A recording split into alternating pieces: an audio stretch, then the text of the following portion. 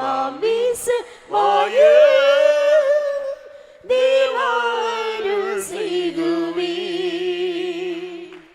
சுயமென்னில் சாம்பலாய் மாறு சித்தாவியனல் முட்ட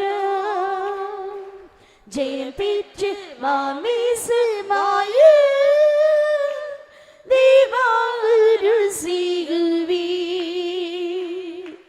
சுயமென்னில் சாம்பலாய் மாறு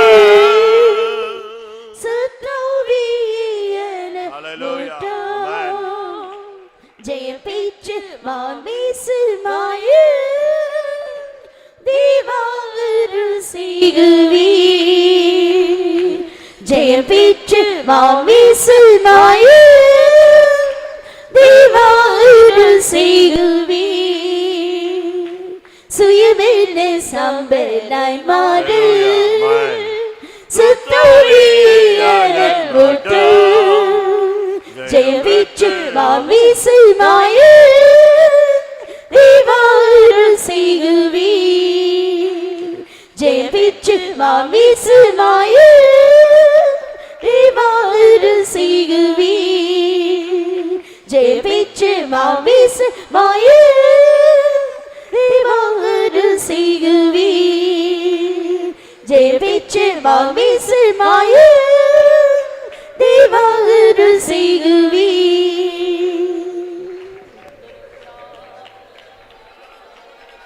ஹல்லேலூயா. பலிபீடத்துல வைத்தால் தான் தேவன் எதையாவது ஒன்றை செய்ய முடியும். When you keep that which is in you upon the altar of the Lord is able to do something. தேவன் உங்களுக்காக எதையாவது செய்ய வேண்டும் என்று நீங்கள் போராடுகிறீர்கள். You are striving that Lord have to do something to you. அப்படிதானே? Is it so? அப்படிதானே வந்திருக்கீங்க? That is the purpose you have come here. தேவன் இப்படி செய்ய வேண்டும் இப்படி செய்ய வேண்டும்னு நம்ம எதிர்பார்க்கிறோம். And we are expecting the Lord have to do certain things. அப்படியானால் நீ ஆபிரகாமா இருந்தால் ஈசாக்கை பலிபீடத்தில் வை. If so, if you are Abraham, you have to lay Isaac upon the altar. நீ எலியாவானால் காளையை துண்டாக்கி பலிபீடத்தில் வை. If you are Elijah, you have to keep the bull upon the altar and you have to cut into pieces. உன்னை நீ பலிபீடத்தில் வைக்காத வரை அக்கினி இறங்க முடியாது. Until you lay upon the altar and the prayer, Lord, if you are not keeping and Lord, fire cannot descend upon you. உன்னுடையதை நீ பலிபீடத்தில் வைக்காமல் கர்த்தர் தன்னுடைய வல்லமை வெளிப்படுத்த முடியாது. That which is in you, if you are not keeping upon the altar, Lord cannot do anything to you. இல்லாவிட்டால் இந்த நேரங்கள் வீணாகிக் கொண்டே இருக்கும். Or else the time become vain for you. கொஞ்ச நேரம் நான் தருகிறேன். I am going to give some minutes. கண்களை மூடுவோம். Let us all close our eyes. உன்னோடு தான் கர்த்தர் பேசுகிறார். The Lord is speaking with you. மௌனமாய் இருக்கிறாயே உன்னோடு பேசுகிறார். That which you are silent, the Lord is speaking with you. தலை கவிழ்ந்து கிடக்கிறாயே உன்னோடு பேசுகிறார். You that are bowing your heads down, the Lord is speaking unto you. தேவன் எதையாவது செய்ய வேண்டும் என்று வந்திருக்கிறாயே உன்னோடு கர்த்தர் பேசுகிறார். With expectation that you have come, the Lord have to do something to me, and the Lord is speaking to you. சிங்காசனத்துக்கு முன்பாக மன்றாடி கொண்டிருக்கிறாயே உன்னோடு கர்த்தர் பேசுகிறார். You that are pleading before the throne of grace, the Lord is speaking unto you. நீ உன்னை பலிபீடத்தில் வை. You lay yourself upon the altar. கர்த்தர் இறங்க போகிறார். The Lord is going to descend. தேவன் இறங்க வேண்டுமானால் ஒரு பலிபீடம் தேவை. If the Lord have to descend, there is a need of an altar. இன்றைக்கு அது நிச்சயமாய் நடைபெற போகிறது. Surely you are going to do this very. ஒரு சில நிமிடங்களுக்குள் நீங்கள் தேவனுடைய வல்லமையை அனுபவிக்க போகிறீர்கள். Within few minutes you are going to experience the power of God. ஏவாலா Baqarah Baqarah பலகரா ஷமானியா garam சம்தராமா விக்கவரபரி விக்கரபலங்கரபனகதிரிகரபலகரபானி. Amen, amen, amen, amen, amen, amen. Tudaida bakara ida manafsaram dana libigala ida balaka.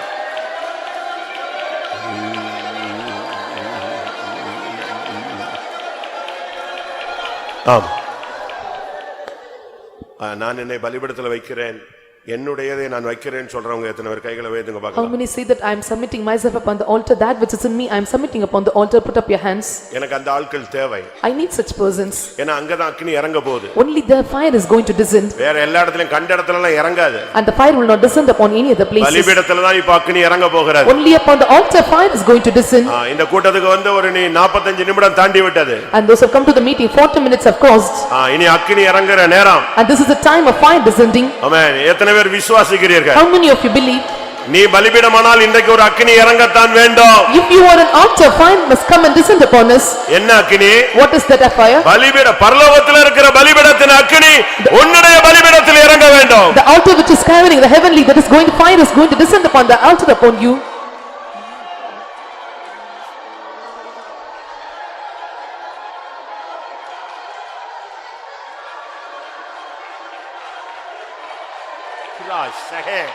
Aida mania rabakara bakara bakara bana.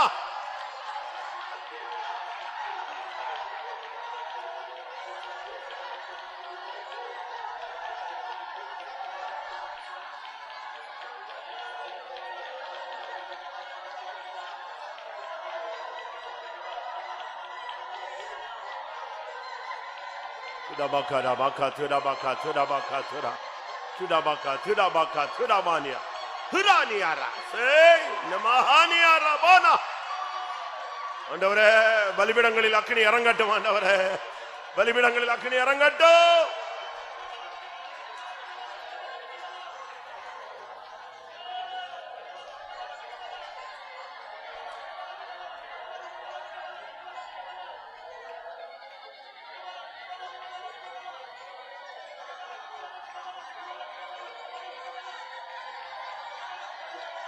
Tudabakara, tudabaka, tudaban, karabakara bala, tudabakara bakara baka tuda, tudabaka tudamananka shambara manamda bahanna baudanamda nala bangara bala bala, tudabala karabakara bakara bala. ஆமா.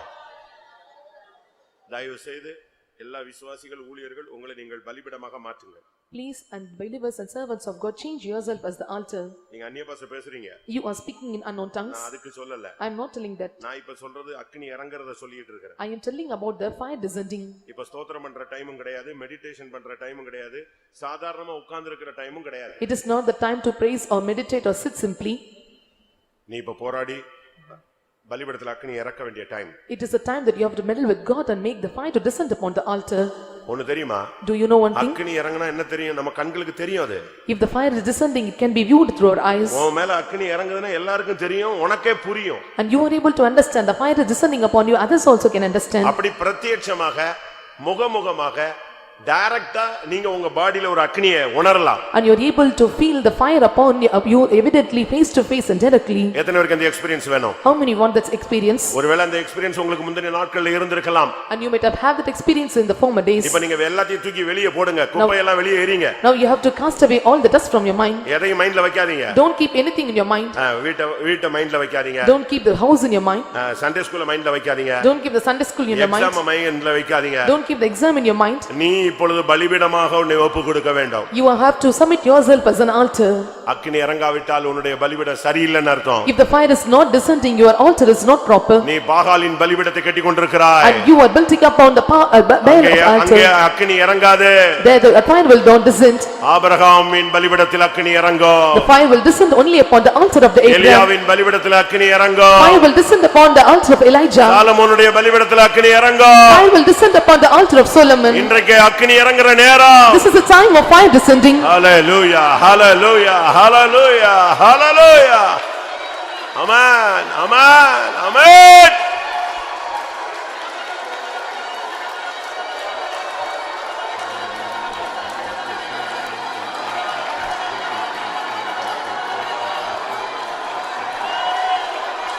Ribakarai da bangara manas abana bana.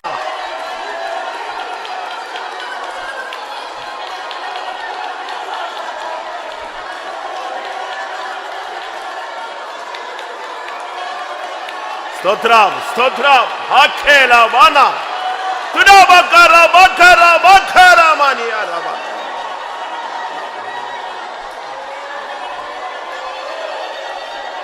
ஆமா, ஆமா. இன்னும் உங்களுக்குள்ள ஒரு சிலருக்கு இன்னும் இந்த surrender பண்றதே வரல. And still some of you are not having the mind of surrendering. அர்ப்பணிக்கும் பொழுது ஆசாரியனுக்கு தெரியும் அக்கினி இறங்க போதா இல்லையான்னு தெரியும். When you surrender, the priest know well whether the fire will descend or not. சரியா நீங்க ஒப்பு கொடுத்து நீங்க இன்னும் பிராக்டீஸ் பண்ணல. You did not practice of submitting properly. எலியா 3 வார்த்தை சொன்னான். Elijah uttered 3 words. நீர் தேவன் என்றும் and you are God. நான் உம்முடைய ஊழியக்காரன் என்றும் and I am the servant of God, உம்முடைய வார்த்தையின்படி நான் இதை செய்தேன் என்றும் and I have done according to your word, விளங்க பண்ணும்படியாக அக்கினி இறங்கணும் to make it reveal the five magicians. நீ வாயை திறந்து கேட்கலாமே, You must open your mouth and ask, ஆண்டவரே நான் ஒரு ஊழியக்காரனா அக்கினி இறங்கட்டும், if I am a servant of God, the fire must descend. நான் அபிஷேகம் பெற்றவனா இப்ப அபிஷேகம் இறங்க அக்கினி இறங்கட்டும், If I am an anointed one, the fire must descend upon உம்முடைய us. நாமம் எனக்கு தரித்திருக்குன்னா இப்ப அக்கினி இறங்கட்டும். If your name was written upon me, the fire must descend upon me. ஹalleluya ஹalleluya. விடாதீங்க, போராடுங்க, பெற்றுக்கொள்ளுங்க. Do not leave him, you strive hard and receive from him. ஆமென் ஆமென். அக்கினி, ஹalleluya. பரிசுத்த அக்கினி, பரலோகத்தின் அக்கினி,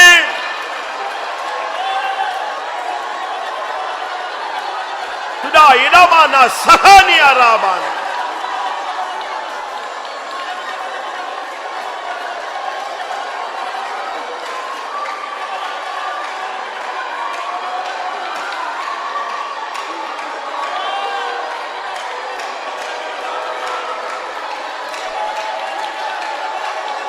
Bala bakara bakara bakara bala bakara bala bakara bala tuda bakara ba. நீர் தேவன், நான் உம்முடைய ஊழியன் என்பதை விளங்க பண்ணு. இந்த ஜனம் உம்முடைய ஜனம், ஹalleluya. இந்த சபை உம்முடைய சபை. ஓ, இது தேவ சந்நிதி என்பதை விளங்க பண்ணு. ரிமா நியா ரபாகா துடாபாகா துடா திமானா. Hey, big la bala bakara bala.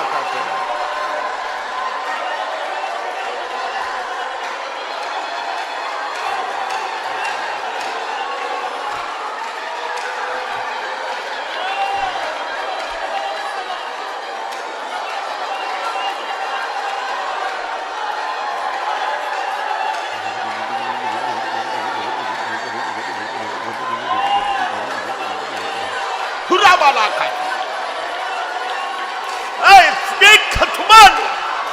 I man, my dad, Timmy Karabalaka.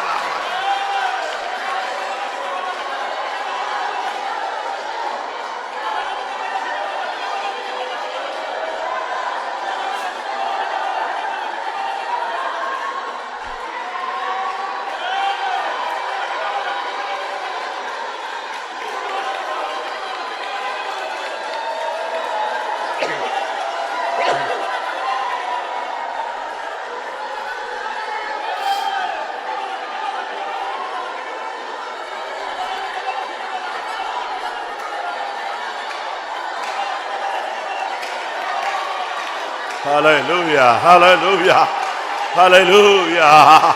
Rima Sahema Labana Bara Nai Huraba.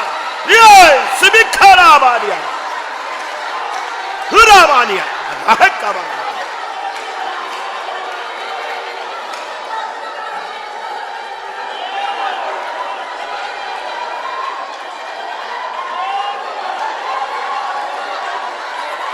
Hurbi Shabakara.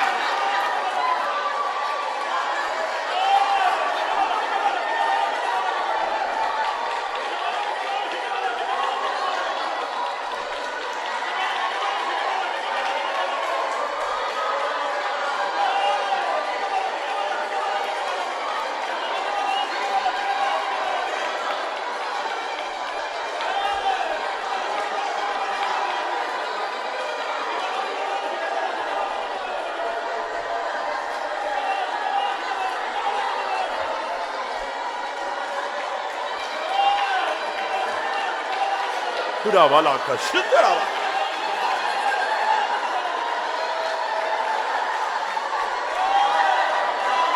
Malabangara balaka shabalaka tura.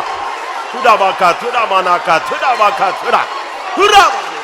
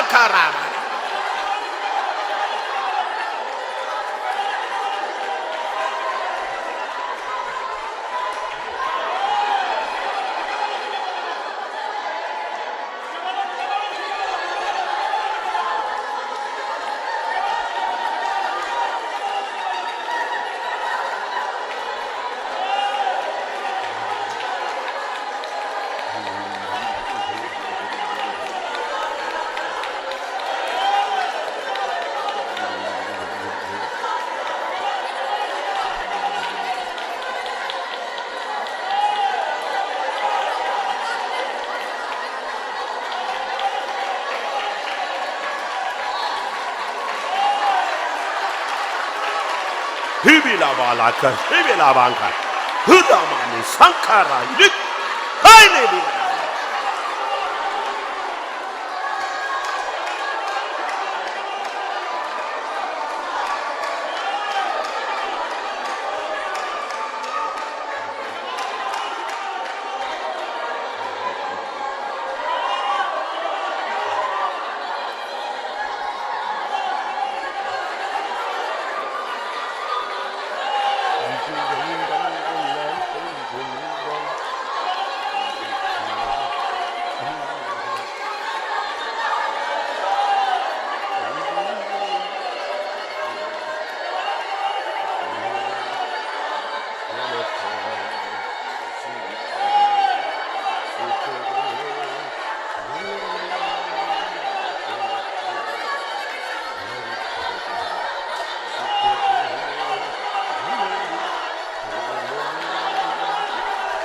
Bala baka diri kara baka diri kara baka diri abangara diri aba kuda baka diri kara bana ka şunda bana ka diri kara bana kuda baka şana bana ka tura kuda bani ya diri la mangara bana ka anne moruna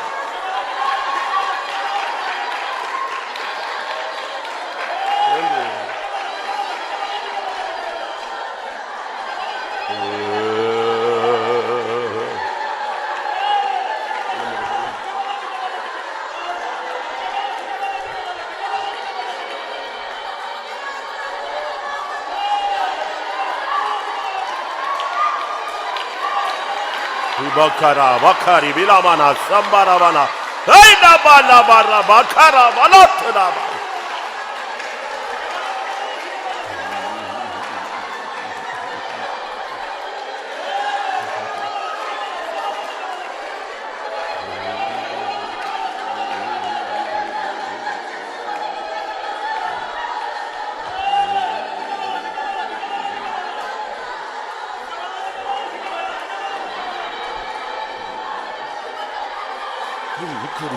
Kırıbila bana Ankara bala tıra baka tıra hiç sanam tıra bana kara bana imana bankari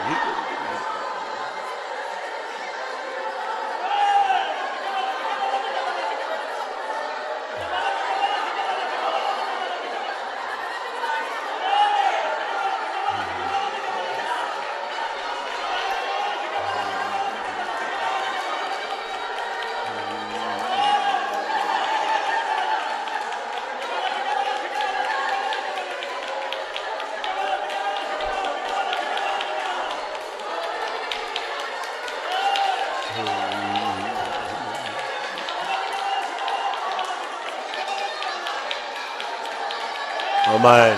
பலிபீடத்தில் என்னை பலியாக வைத்தேன் பலிபீடத்தில் என்னை பலியாக வைத்தேன் எலியாவின் ஜெபத்துக்கு இறங்கிய வண்ணமே எலியாவின் ஜெபத்துக்கு இறங்கிய வண்ணமே பலிபீடத்தில் என்னை பலியாக வைத்தேன் பலிபீடத்தில் என்னை பலியாக வைத்தேன் எலியாவின் ஜெபத்துக்கு இறங்கிய வண்ணமே எலியாவின் ஜெபத்துக்கு இறங்கிய வண்ணமே பலிபீடத்தில் என்னை பலியாக வைத்தேன் பலிபீடத்தில் என்னை பலியாக வைத்தேன் எலியாவின் ஜெபத்துக்கு இறங்கிய வண்ணமே எலியாவின் ஜெபத்துக்கு இறங்கிய வண்ணமே எலியாவின் ஜெபத்துக்கு இறங்கிய வண்ணமே எலியாவின் ஜெபத்துக்கு இறங்கிய வண்ணமே எலியாவின் ஜெபத்துக்கு இறங்கிய வண்ணமே எலியாவின் ஜெபத்துக்கு இறங்கிய வண்ணமே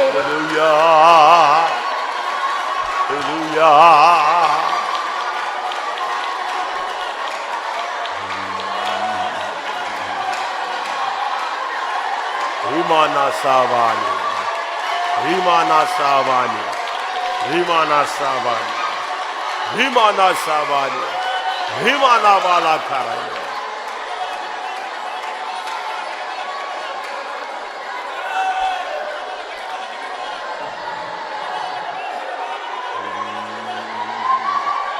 Hallelujah.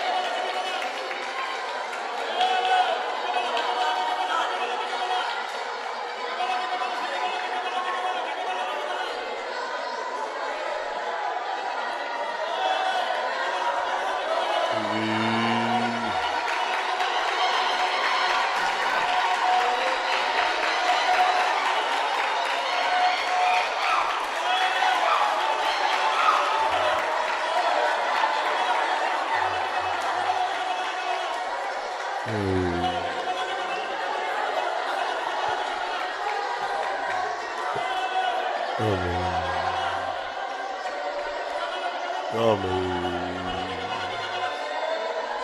Praise you.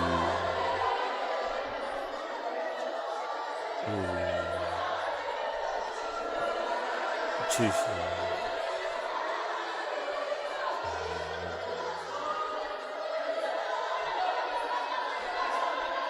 Amen. Amen. Amen. Amen. உட்கார்.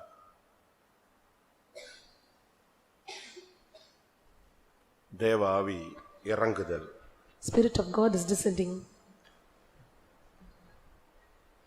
பரிசுத்த ஆவி இறங்குகிறார், மேல இருந்து இறங்குகிறார். Holy Spirit is descending from above.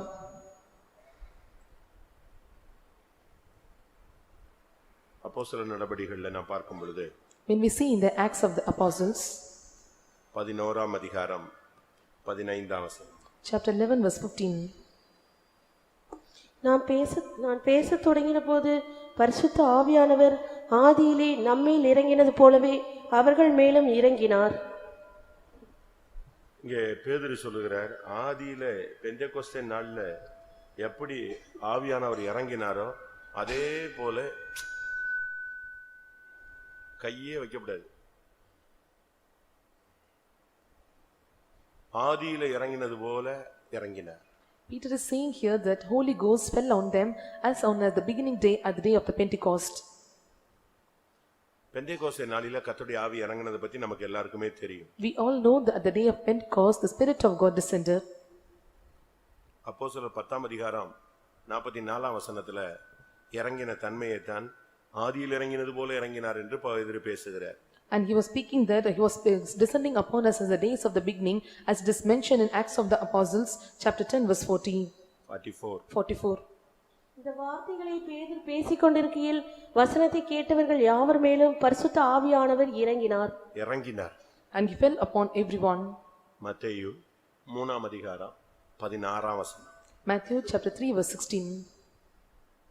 இயேசு ஞானஸ்நானம் பெற்று ஜலத்திலிருந்து கரை ஏறினவுடனே இதோ வானம் அவருக்கு திறக்கப்பட்டது, தேவ ஆவி புறாவை போல இறங்கி தம்மேல் வருகிறதை கண்டார். புறாவை போல இயேசுவின் மேல் ஆவியானவர் இறங்கினார். And Spirit of God descended upon Jesus like a dove. அப்ப பரிசுத்த ஆவி இறங்குகிறது இன்னைக்கும் நடந்துகிட்டு தான் இருக்கு. Spirit of God descending even happening today also. இன்னைக்கும் இந்த மாலை வேளையில கூட அநேகர் மேல் இறங்குகிறதை நாம் உணர்கிறோம். And we are able to feel that the Spirit of God is descending upon many in this evening time. ஆனா அது எப்படி இறங்கணும்? How he ஆதியில இறங்கினது போல, பெந்தெகோஸ்தே நாள்ல இறங்கினது போல இறங்கணும். How he should be fell upon us as in the day of the Pentecost, in the beginning days it must fell upon us. ஆரம்ப நாட்கள்ல எப்படி தேவ ஆவியானவர் சபைக்குள்ள இறங்கினாரோ, அப்போஸ்தலர் மேல இறங்கினாரோ அந்த வண்ணமாக இறங்குறது தான் சரியான ஒரு அனுபவம். How the Spirit of God was descended upon the earlier days in the period of the apostles, that is the right way of descending. அப்படி இறங்கினால் If you descend like that, என்ன நடக்கும்? what will happen? நாம இவ்வளவு நேரம் ஜெபிச்சோம். We prayed for a while பலிபீடத்தில் அக்கினி இறங்கினது. and a fire come upon the altar. அது 1 ராஜாக்கள்ல நான் பார்க்கும் பொழுது When we see in the first Kings, அந்த அக்கினி எப்படி இறங்கினதுன்னு நமக்கு எல்லாருக்குமே தெரியும். and we all know that how that fire descended upon us. இது நீங்க அடிக்கடி படிக்கிற கேக்குற ஒரு வார்த்தை தான். And this is the word we are used to hear often. அந்த அக்கினி இறங்கும் பொழுது என்ன நடந்தது? When the fire descended, what happened? 1 ராஜாக்கள் 18:38. 18:38 of First Kings. அப்பொழுது கர்த்தரிடத்திலிருந்து அக்கினி இறங்கி அந்த சர்வாங்க தகன பலியையும் விறகுகளையும் கற்களையும் மண்ணையும் பட்சித்து வாய்க்காலில் இருந்த தண்ணீரையும் நக்கி போட்டது. இங்கே கர்த்தரிடத்திலிருந்து ஒரு அக்கினி இறங்கினதாக சொல்லப்பட்டிருக்கு. Here we are seeing that fire of the Lord fell upon them. இந்த அக்கினி எங்க இருந்து வருது? கர்த்தரிடத்திலிருந்து வருகிறதாக சொல்லப்படுது. Where does this fire comes? It comes from the Lord. ஏசாயா தீர்க்கதரிசன புத்தகத்தை பார்க்கும்போது When we come to the prophetical book of Isaiah, 6ஆம் அதிகாரத்துல ஒரு தூதன் இறங்கி வருகிறதை நாம் பார்க்கலாம். in chapter 6 we can see angel is descending. அவன் என்ன பண்றான்? What he is doing? 6ஆம் அதிகாரம் 6ஆம் வசனம். 6:6. அப்பொழுது சேராபீன்களில் ஒருவன் பலிபீடத்திலிருந்து தன் கையிலே பிடித்த குறட்டால் ஒரு நெருப்பு தடவை எடுத்து என்னிடத்தில் பறந்து வந்து, பலிபீடத்தில் பரலோகத்துல ஒரு பலிபீடம் இருக்கு, அங்கிருந்து ஒரு நெருப்பு தழலை எடுத்துட்டு கிளம்பி வர்றான். There is an altar on the heavenly place. From there he is taking the coal of fire. அப்ப இதிலிருந்து என்ன விளங்கிக் கொள்றோம்? From this what we understand? இறங்கும் பொழுது ஒன்று நடக்கும். When descent, something will happen. அது நமக்குள்ள நடக்குதா? Either it is happening in us. நம்ம எல்லாரும் ஜெபிக்கும் பொழுது பரிசுத்த ஆவி இறங்குறாரு. When we pray, Spirit of God is descending. இப்ப மழை இறங்குதுன்னு வெச்சுக்கோங்களேன். For example, the rain is descending. அப்படியே ஓடி போய் எங்கிட்டாவது போயிட்டுனா பிரயோஜனம் இல்ல. If it falls or if it is flowing some way, there is no use of it. அங்க ஒரு குளம் இருந்துச்சுன்னா மழையானது குளங்களை நிரப்பும்னு சொல்லுது. And the rain will come and fill up the pools. அப்ப அது அந்த மழையினால பிரயோஜனம் இருக்கு. And because of that rain there is a use. அது ஓடி சாக்கடையில போய் அப்படி போயிட்டுனா பிரயோஜனம் இல்ல. If it flows through the ditch, there is no use of it. அப்ப தேவ ஆவி இறங்கும்போது நடக்கிற 7 சம்பவங்களை உங்களுக்கு சொல்றேன். I am going to tell 7 incidents that happen when Spirit of God descends. 7 எக்ஸ்பீரியன்ஸை நான் உங்களுக்கு சொல்லுகிறேன். I am going to tell 7 experiences. தேவ ஆவி இறங்கும்போது ஒருத்தனை எப்படி அவன் மாறுறான். When the Spirit of God is descending, how the person is getting changed. எப்படி அங்க என்ன சம்பவிக்குதுங்கறதை நம்ம விளங்கிக் கொள்ளணும். And we have to understand what is happening. ஏதோ ஒரு அந்நிய பாஷை பேசிட்டு போயிடுறானா? Or he speaks just simply unknown tongues. இல்ல தேவாவி இறங்கிச்சு அப்படினு சொல்லிட்டு அப்படி விட்டுறோமா? Or just telling that Spirit of God descended and we are leaving. அங்க ஒரு செயல் உண்டு. There is some action. அதான் முக்கியம். That is very important. அபிஷேகம் இறங்குறது ஒரு பகுதி. Anointing is coming upon us, that is one part. செயல் வேணும்.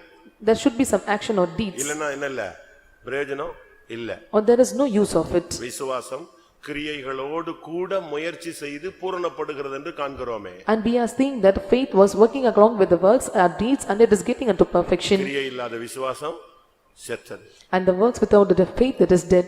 கிரியைகளினால் அல்லவோ அவள் நீதியுள்ளவளாக்கப்பட்டாள். And because of the works she become righteous. என்னாகமம் 11:29. 11:29 of Numbers. அதற்கு மோசே, நீ எனக்காக வைராக்கியம் காண்பிக்கிறாயோ? கர்த்தருடைய ஜனங்கள் எல்லாரும் தீர்க்க தரிசனம் சொல்லத்தக்கதாக கர்த்தர் தம்முடைய ஆவியை அவர்கள் மேல் இறங்க பண்ணினால் நலமா இருக்குமே என்றான். அபிஷேகம் இறங்குது.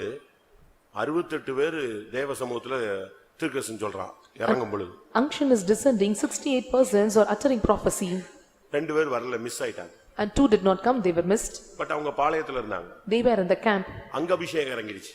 And anointing descended upon them there. அங்க ஆவி இறங்கின உடனே அங்கேயே உட்கார்ந்து தீர்க்கதரிசனம் சொல்ல ஆரம்பிச்சிட்டான். When the Spirit descended upon that place, they started to utter prophecy from there. அப்ப பரிசுத்த ஆவி இறங்கும் பொழுது, தேவ ஆவி இறங்கும் பொழுது நடக்கிற முதல் ஒரு பல அனுபவங்கள்ல ஒரு அனுபவம் தீர்க்க தரிசனம். One of the experience with the Holy Spirit of God descends, that is called prophecy. 1 Samuel 10:10லயும் இத நம்ம பார்க்கலாம். We can see in 1 Samuel chapter 10 verse 10. அவர்கள் அந்த மலைக்கு வந்தபோது இதோ தீர்க்கதரிசிகளின் கூட்டம் அவனுக்கு எதிராக வந்தது. அப்பொழுது தேவனுடைய ஆவி அவன் மேல் இறங்கினதினால் அவனும் அவர்களுக்குள்ளே தீர்க்கதரிசனம் சொன்னான். அவனும் அவர்களோடு தீர்க்கதரிசனம் சொன்னான். And he also prophesied among them. ஒரு அபிஷேகம் இறங்கும் பொழுது அதனுடைய சரியான அர்த்தம் தேவனுடைய வார்த்தை அங்கே வரும். When the anointing descends, the right meaning is the word of God will come there. தீர்க்கதரிசினா சாதாரணமா என்னத்தையாவது தானா எதையும் சொல்ல முடியாது. And if it is a prophecy, they cannot tell themselves by according to their own. எங்கே கர்த்தருடைய ஆவி இறங்குறாரோ அங்கே பரத்திலிருந்து வார்த்தையும் இறங்கும். Where the Spirit of God descends, from that the word from heaven also will come. சட்டனா ஒரு வார்த்தை வந்துரும். A word will come suddenly. ஒரு வார்த்தை தேவனுடைய வார்த்தையா வரும். அது A word of God comes as a word of God. வசனம் இறங்கும். A word of God will come and descend. உபாகமம் 32:2 பார்க்கும் பொழுது, when we see Deuteronomy chapter 32 verse 2, மழையானது இளம் பயிரின் மேல் பொழிவது போல என் உபதேசம் பொழியும், பனித்துளிகள் புல்லின் மேல் இறங்குவது போல என் வசனம் இறங்கும். எது இறங்கும்? கர்த்தருடைய ஆவி இறங்கும் போது எதுவும் சேர்ந்து இறங்கும். கர்த்தருடைய வார்த்தை, தீர்க்கதரிசன வார்த்தையும் இறங்கும். when the Spirit of God is descending, the word of God, the prophecy will be descended. தீர்க்கதரிசனம் ஒருவேளை அது உனக்காக இருக்கலாம். Sometime the prophecy may be for you. ஒருவேளை சபைக்காக இருக்கலாம். Sometime it may be for the church. அதை நீங்க பகுத்தறியணும், டிசைன் பண்ணி பார்க்கணும். You have to discern with the word. அது உனக்கா சபைக்கா? If it is for you or for the church. உனக்குன்னா நீயே உன்னை சரிப்படுத்திக்கணும். If it is for you, you have to correct yourself. சபைக்குன்னா அது நீ சொல்லலாம். If it is for the church, you have to utter it. அப்ப கர்த்தருடைய ஆவி இறங்கும் பொழுது முதல் அனுபவம் கர்த்தருடைய வார்த்தை இறங்கும், தீர்க்கதரிசி இறங்கும், தீர்க்கதரிசியாய் நீ மாறுவாய். When the Spirit of the Lord is descending upon us, the word of God will come and you will become a prophet. இரண்டாவது, Secondly, நியாயாதிபதிகள் 6ஆம் அதிகாரம் 34ஆம் வசனம். Judges chapter 6 verse 34. அப்பொழுது கர்த்தருடைய ஆவியானவர் கிதியோன் மேல் இறங்கினார். அவன் எக்காலம் ஊதி அபியேஸ்ரியரை கூப்பிட்டு தனக்கு பின் செல்லும்படி செய்து. அங்க பைபிள் நீங்க படிச்சு பாத்தீங்கன்னா கிதியோன் மேல கர்த்தருடைய ஆவி இறங்கின உடனே எல்லாரையும் கேதர் பண்ணிடுவான். When we read in the Bible, Gideon was gathering all the people together எக்காலம் ஊதுவான். and he will blow a trumpet. கர்த்தருடைய ஆவி உன் மேல வரும் பொழுது நீ எல்லாரையும் கூட்டிடுவ, உன் சைடுல உன்னை எல்லாரையும் உன் பக்கத்துல இழுத்துருவ. When the spirit of the Lord is coming upon you, you will gather everyone by your side and everyone will come unto your side. கூட்டி சேர்க்கக்கூடிய ஒரு ஐக்கியத்தின் ஆவி உனக்குள்ள வரும். And you will get the spirit of fellowship or union, making all the people together with you. அபிஷேகம் வராத வரைக்கும் நீ தனியாள். And till the anointing does not come, you are a person alone. நீ தனிச்சு நிப்ப. And you will stand alone. பிரிஞ்சு நிப்ப. You will stand separately. உனக்குள்ள ஐக்கியம் உண்டாகாது. And there will not be union of fellowship in you. நீ எக்காலம் ஊத மாட்டாய். You will not blow trumpet. ஆனா அபிஷேகம் இறங்கின பொழுது, when the spirit of the unction is descending, கர்த்தருடைய ஆவி இறங்கின பொழுது அவன் எக்காலம் ஊதி எல்லாரையும் ஒரே இடத்துல கூட்டிட்டான். when the spirit of the Lord was descending upon him, he was blowing the trumpet and gathering all one together. அபிஷேகம் வர வர உனக்குள்ள இருக்கிறதான பிரிவினைகள், கசப்புகள், துக்கங்கள், விலகி போன அனுபவங்கள் எல்லாம் மாறி நீங்க ஒன்றாயிடுவீங்க. And the anointing is coming upon you, your grief and your bitterness, your hatred and everything will flee away from you and will become one or united. இத புதிய ஏற்பாட்டில பார்க்கும் பொழுது, when we see this in New Testament, பரிசுத்த ஆவியின் ஐக்கியம், we see the fellowship of the Holy Ghost. நம்ம சர்ச்சில ஒரு கடைசில ஒரு பெனடிக்ஷன் போடுவோம். At last we will say a benediction. என்ன சொல்லுவோம்? அதுல கடைசி என்னது? பரிசுத்த ஆவியின் ஐக்கியம், the fellowship of the Holy Ghost. அது நம்ம சபைக்குன்னு உள்ள தனியான வார்த்தை அல்ல. And this is not the word separately for our congregation. நாமளா என்னத்தையோ சொல்லிட்டு போறோம்னு நினைச்சிர கூடாது. And you should not say we are telling according own way. எங்க இருக்கு அந்த வசனம்? 2 கொரிந்தியர் 13ஆம் அதிகாரம் 14ஆம் வசனம். கர்த்தராகிய இயேசு கிறிஸ்துவினுடைய கிருபையும் தேவனுடைய அன்பும் பரிசுத்த ஆவியினுடைய ஐக்கியமும் உங்கள் அனைவரோடும் கூட இருப்பதாக. ஆமென். பரிசுத்த ஆவியின் ஐக்கியம், பரிசுத்த ஆவியில உனக்கு மட்டும் ஐக்கியம் இல்ல, பரிசுத்த ஆவியின் மூலமா நீ எல்லாரோட ஐக்கியமாகுற. And you are not having the communion of fellowship only with the Holy Ghost. Because of the communion of holy fellowship, you are having fellowship or union with everyone. அதனால தான் யோவான் சொல்கிறார், எங்களுடைய ஐக்கியம் பிதாவாகிய அவருடைய குமாரனாகிய இயேசு கிறிஸ்துவோடும் இருக்கிறது. And that's what the John is saying, that our uniting is also with the Holy Ghost. எங்களுடைய ஐக்கியம் பிதாவாகிய தேவனோடும் குமாரனாகிய பரிசுத்த ஆவியோடும் இருக்கிறது. Our fellowship is with the Father and Son and with the Holy Ghost. அப்போ ஆண்டவரோடு ஒரு ஐக்கியம் மட்டுமல்ல, எல்லாரோடும் ஒரு ஐக்கியம். அதனால தான் அவன் எக்காலம் ஊதி எல்லாரையும் நெஞ்சிட்டான், வாங்கன்னு சொல்லி கூட்டிட்டான். Not only having the fellowship only with God, and also he is gathering by blowing the trumpet all together. அது வரைக்கும் அந்த ஜனங்கள் எல்லாம் பிரிஞ்சு பயந்து ஒடுங்கி ஓடி தனித்தனியா சுத்திட்டு இருந்தாங்க. Till now the people were separated, they were oppressed and they were going back together and all together. அதுக்கு பிறகு தான் எல்லாரும் ஒன்னு சேர்ந்தாங்க. And that's what they are gathered together. மூன்றாவது, thirdly, நியாயாதிபதிகள் 11:29. 11:29 of Judges. அப்பொழுது கர்த்தருடைய ஆவி யெப்தாவின் மேல் இறங்கினார். அவன் கீலேயாத்தையும் மனாசே நாட்டையும் கடந்து போய் கீலேயாத்தில் இருக்கிற மிஸ்பாவுக்கு வந்து அங்கே இருந்து அம்மோன் புத்திரருக்கு விரோதமாக போனான். சத்துருக்கு விரோதமாய் நீ எழும்புறோம், அபிஷேகம் வரும்பொழுதுதான் நீ எழும்புவ. You have to rise against the Satan or you rise against the enemies. When the anointing comes, you are able to rise up. அது வரைக்கும் உனக்கு சந்தேகம் இருக்கும். Until that you have doubts. பயம் இருக்கும். You will have fear. கேள்வி இருக்கும். You may have questions. முடியுமாங்கற ஒரு பிரச்சனை உனக்குள்ள இருந்துட்டே இருக்கும். And you will have a problem whether it is possible. ஒரு கோழையை போல இருப்ப. And you will be like a timid person. இல்ல உட்கார்ந்து அழுவ. You will cry. இல்ல முடங்கிடுவ. Or you will be இல்ல ஒதுங்கி போக ஆரம்பிச்சிடுவ. Or you become oppressed. நமக்கு எதுக்கு இந்த வேலை, நம்ம பாட்டு நம்ம வேலைய பாப்போம்னு போயிடுவ. What is the needs of this job and we can do our work and do our own thing. இறங்கும் பொழுது when the spirit anointing is coming upon you, நீ சத்துருக்கு விரோதமா எழும்பிடுவ. you will rise up against the enemies. உனக்குள்ள இருந்து ஆவியானவர் கொடியேற்ற ஆரம்பிப்பார். And the spirit of God is within you, will straight up and banner. உன்னால மௌனமா இருக்க முடியாது. You are not able to be silent. நீ ஜெபிக்க ஆரம்பிச்சிடுவ. You will start praying. முழங்கால் போட ஆரம்பிச்சிடுவ. You will start kneeling. அதிகாலையில எழும்புவ. You will start getting up early in the morning. உன் கைகள் தளராமல் விரிக்கப்படும். And your hands will not be stretched and they will be stretched out. யெப்தா வீணரோடு சுத்தி கொண்டிருந்த ஒரு ஆள். And Jephthah was the one, he was going along with the vain person. இஷ்டத்துக்கு போயிட்டு இருந்தான். He is going according to his own way. அவனை எல்லாரும் துரத்திட்டாங்க. And everyone was chasing him away. ஆனா இந்த அபிஷேகம் வந்தபோது When this anointing comes, அவன் எழும்பிட்டான். he became able to stand up. தேவனுடைய ஜனத்துக்கு விரோதமாய் எழும்புகிற வல்லமைக்கு விரோதமாய் எழும்பினான். And he was able to rise up against the powers working against the people of God. அடுத்த வசனம் என்ன சொல்லுகிறது? What does the next verse is telling? அவன் பொருத்தனை பண்ணினான். And he vowed a vow. அபிஷேகம் வரும் பொழுது நீ பிரதிஷ்டை உள்ளவனாய் மாறுவாய். When the anointing comes, you become a consecrated person. சரியான ஒரு ஆவியானவர் இறங்கிட்டார்னா உன்னை அறியாமலே நீ பாட்டுக்கு பிரதிஷ்டை பண்ண ஆரம்பிச்சிரு. ஆண்டவரே அதை விட்டுற இதை விட்டுற அங்க போயிடுற இங்க போயிடுற எல்லாத்தையும் நீயா ஒண்ணுமே இல்லாம வாயை திறந்து சொல்லிடுவ. When the Spirit of God is coming upon you in a proper way, a right way, you are able to make a consecration, and without unknowingly, you are able to make many of your oaths to God. அபிஷேகம் இல்லாத பண்ணுகிற பிரதிஷ்டையை உன்னால் நிறைவேற்ற முடியாது. And without the anointing, if you make any consecration, you are not able to fulfill. அபிஷேகத்தோடு நீ பண்ற பிரதிஷ்டையை உன்னால் நிறைவேற்ற முடியும். And with anointing, if you make a consecration, you are able to fulfill. அதுதான் அங்க நடந்தது. That's what happened there. அவன் பாட்டுக்கு ஒரு பொருத்தனை பண்ணான். And he vowed a vow. அந்த வைராக்கியத்துல எழும்பி போனான். And with that zeal, he was able to go up. உனக்குள்ள அந்த அபிஷேகம் இறங்குதா? Whether the anointing is descending upon you. இன்னைக்கு अनेகருக்குள்ள இந்த அபிஷேகத்தை இறங்குது, பட் அதுல உள்ள செயல் திறன் இல்ல. And many are able to get the anointing but not able to put in action. அதனால நமக்கு என்ன பேரு? What the name you have?